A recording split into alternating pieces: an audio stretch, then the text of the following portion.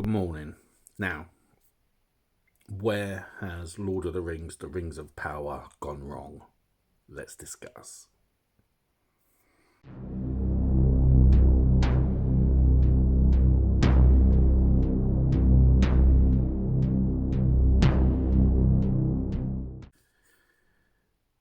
I want to make this clear, a deep, deep, long-term fan of Lord of the Rings.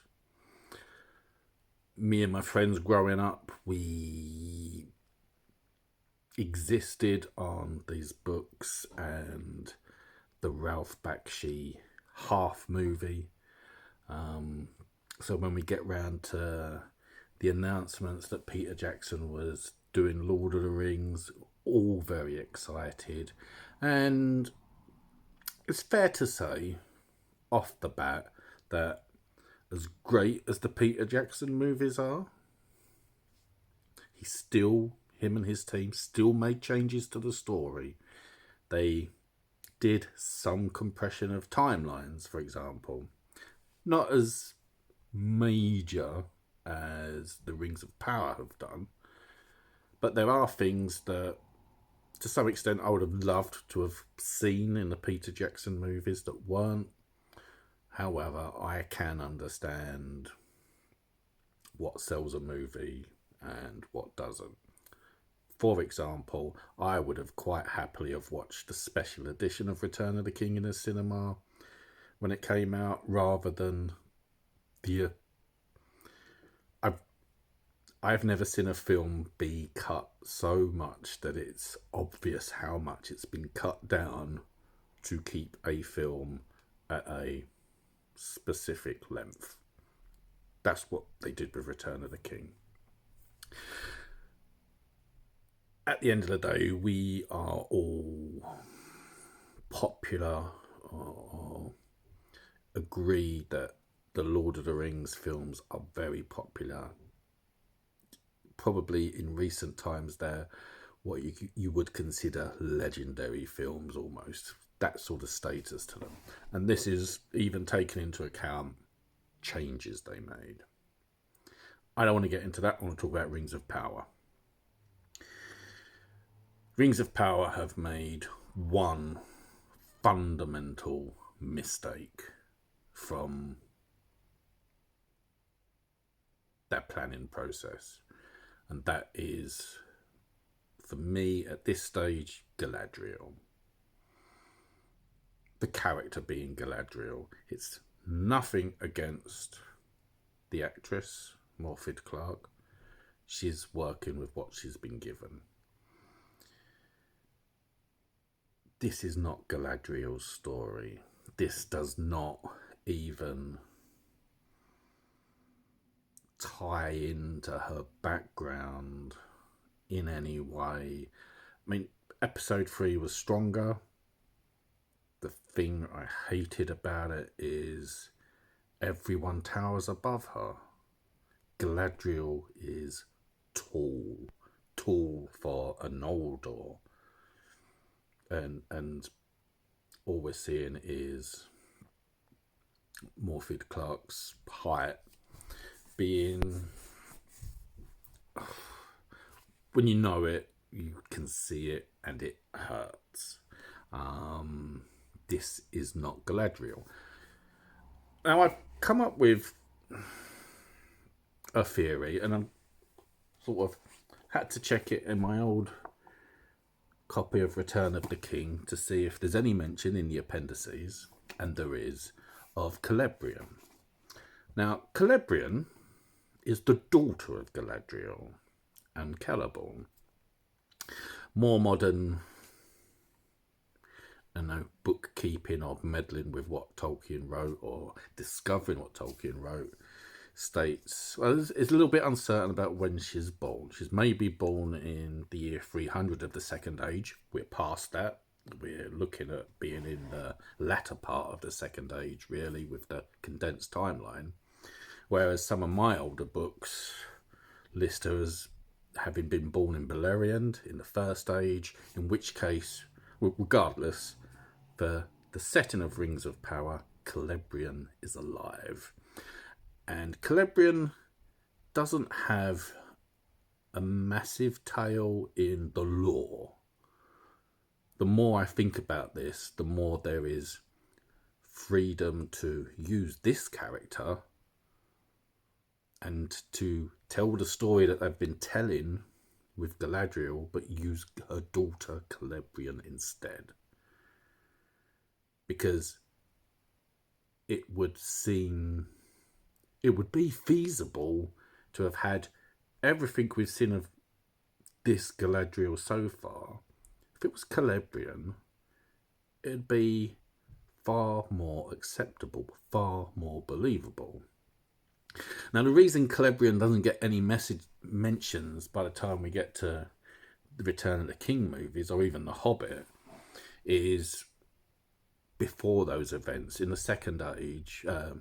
in the Third Age, she is travelling to Lothlorien to see her mother and is captured by orcs. And what happens is her twin sons, Elladan and Elrahir, they're the bigger brothers of Arwen, rescue her. She has to be healed by Elrond, her husband. And that, while the physical wounds heal, the psychological ones never do. So she takes a ship to Valinor. And that's why she's not involved in the Third Age. In the stories, she's just referred to. And with the version of Galadriel we're seeing, it seems to me this could have well been Celebrian, and some of the rashness could just tie into this fact that, under no circumstance do I think Celebrian thought to herself, well, I'm going to go from Rivendell to Lothlorien by myself, and I'll be okay because I'm tough, blah, blah, blah, blah. Probably had some guard with her when she's captured by orcs. However, if she is a competent, strong-willed warrior, the version of Galadriel we're seeing, if this is part of Celebrian's DNA, then the version of Galadriel we're seeing could very well be how Celebrian is. And then we go back to episode 1 where you have that scene with Elrond and Tolkien and the familiarity. Well, because they end up getting married, that would work. That would sort of lay the way for them getting married in the Third Age.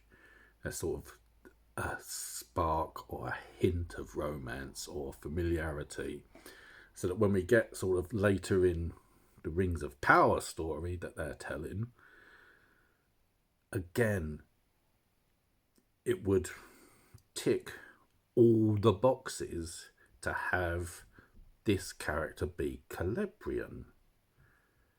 So that when Sauron and his forces sort of lay waste to Eregion, and the mines of Moria are shut, and Elrond creates Imladris, Rivendell, and Galadriel and Celeborn go to Lothlorien,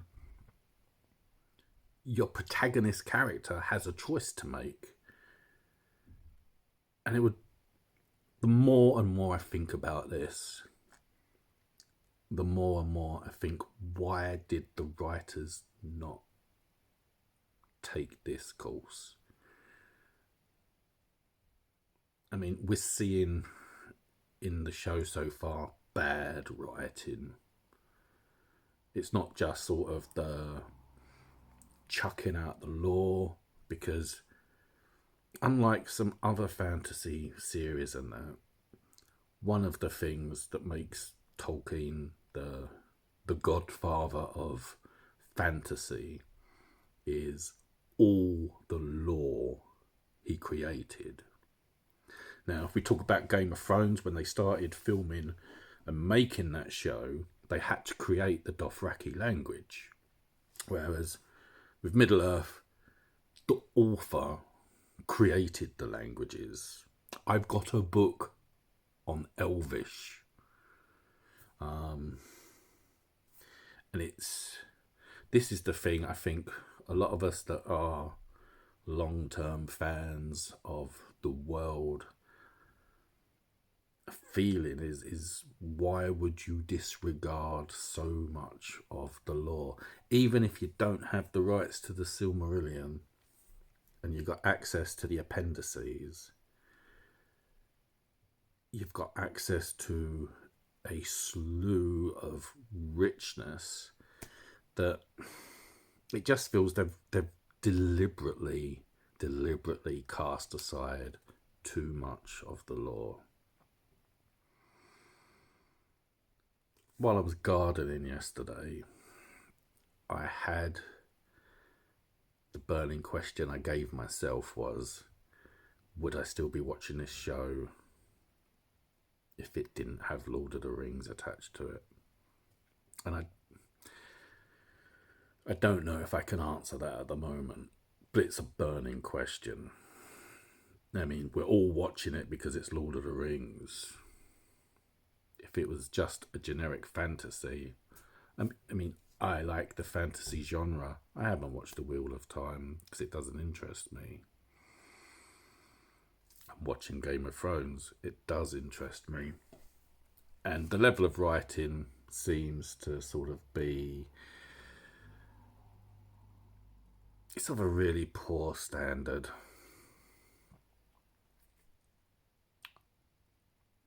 I am just an amateur myself, so there's just some glaring omissions, and one of these rests on the show would probably have been received far better if the main protagonist was not Galadriel, but was her daughter Celebrian. And as she's mentioned in the appendices, there's no reason why they could not have used Celebrian. It makes more and more sense the more I think about it. But I know, let me know what you think, because now season one's been made, and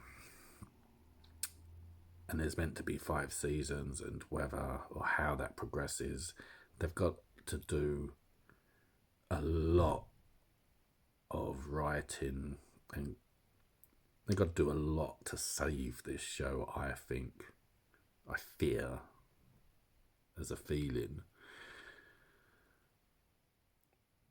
because that's not Galadriel.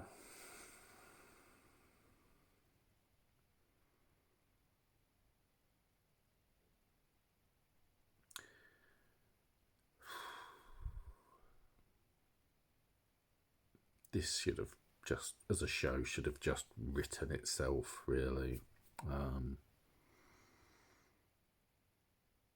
It's like having, I don't know, a golden pen to put in minimal effort to make this work, and yet the writers can't seem to have done that.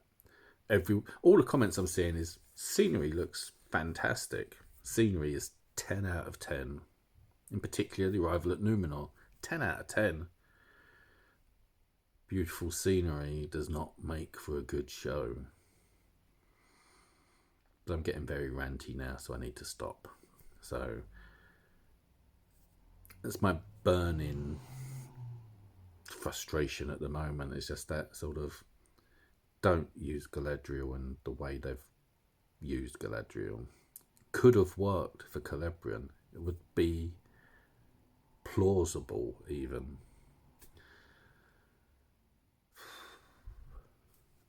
I've gained quite a few followers over the last week, so thank you.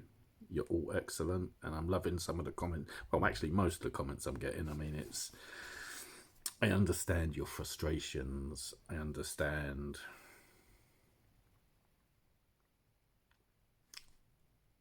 I'll see you later in the week once we've done our podcast. Cheers. Goodbye.